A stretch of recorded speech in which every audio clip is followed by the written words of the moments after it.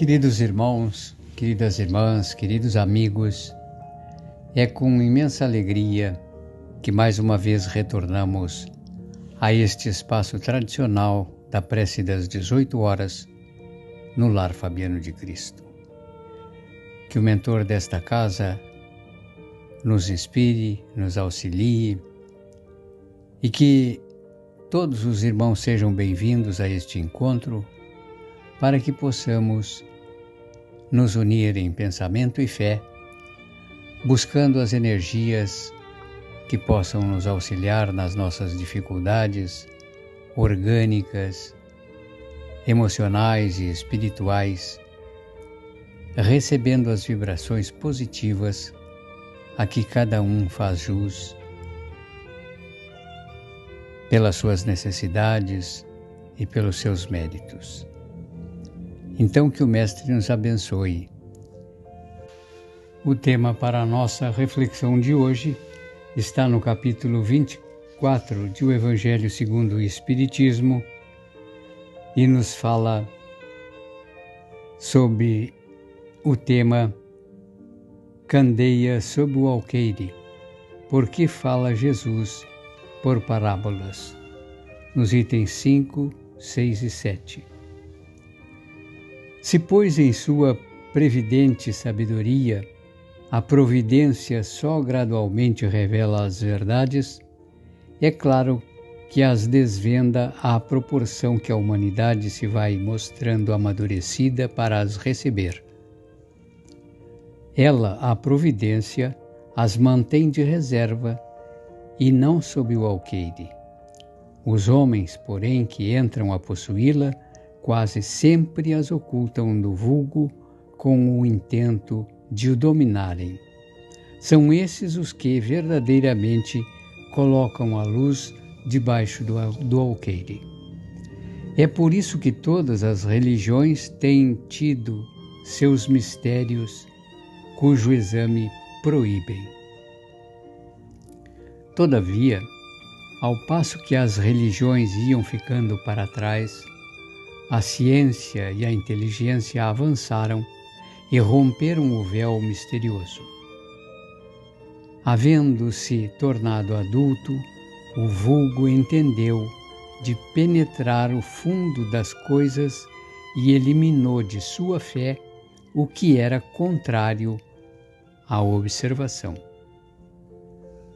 Não podem existir mistérios absolutos e Jesus está com a razão quando diz que nada há secreto que não venha a ser conhecido.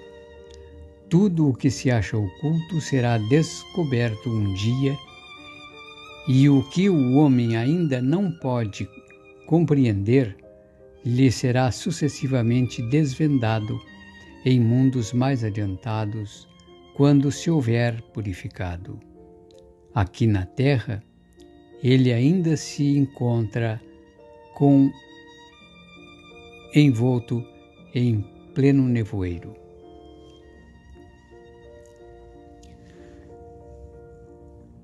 E no item 6 pergunta-se: que proveito podia o povo tirar dessa multidão de parábolas, cujo sentido se lhe conservava impenetrável? É de notar-se que Jesus somente se exprimiu por parábolas sobre as partes de certo modo abstratas da sua doutrina. Tendo feito, porém, da caridade para com o próximo e da humildade condições básicas da salvação, tudo o que disse a esse respeito é inteiramente claro, explícito e sem ambiguidade alguma. Assim devia ser, porque era a regra de conduta, regra que todos tinham de compreender para poderem observá-la. Era o essencial para a multidão ignorante, a qual ele se limitava a dizer, aspas, eis o que é preciso se faça para ganhar o reino dos céus. Fecha aspas. Sobre as outras partes, apenas aos discípulos desenvolvia o seu pensamento. Por serem eles mais adiantados, moral e intelectualmente, Jesus pôde iniciá-los no conhecimento de verdades mais abstratas. Daí o haver dito: aos que já têm, ainda mais se dará. E Kardec nos remete ao capítulo 18 de O Evangelho segundo o Espiritismo, item 15, para mais observações. Entretanto, mesmo com os apóstolos, conservou-se impreciso acerca de muitos pontos, cuja completa inteligência ficava reservada a ulteriores tempos.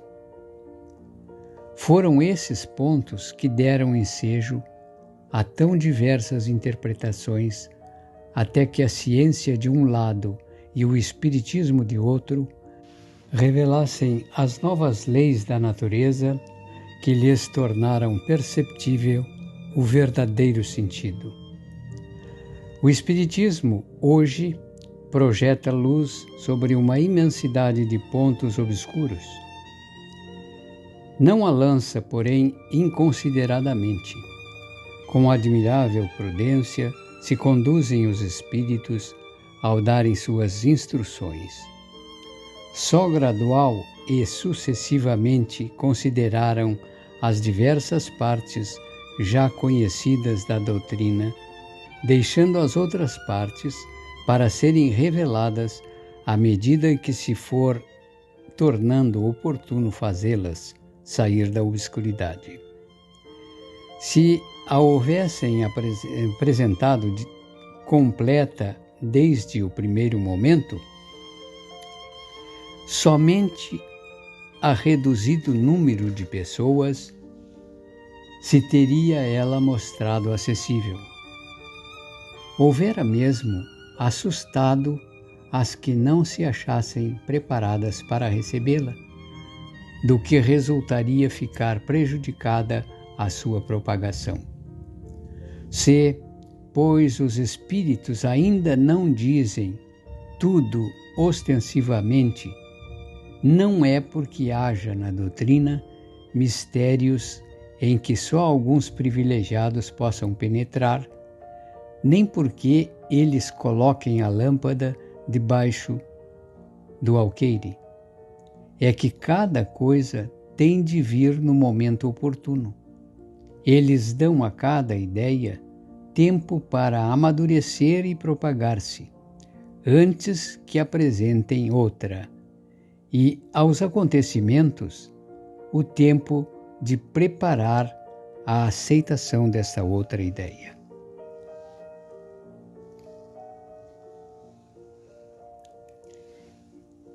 Então, queridos irmãos e amigos, dá-se com os homens, em geral, o que se dá, em particular, com os indivíduos. As gerações têm sua infância, sua juventude e sua maturidade. Cada coisa tem de vir na época própria. A semente lançada à terra, fora da estação, não germina. Mas o que a prudência manda calar momentaneamente, cedo ou tarde será descoberto, porque chegados a certo grau de maturidade e desenvolvimento, os homens procuram por si mesmos a luz viva. Pesa-lhes a obscuridade. Tendo-lhes Deus outorgado a inteligência para compreender e raciocinar entre as coisas da terra e do céu, eles tratam de raciocinar sobre sua fé. É então que não se deve pôr a candeia debaixo do alqueire, visto que, sem a luz da razão, desfalece a fé.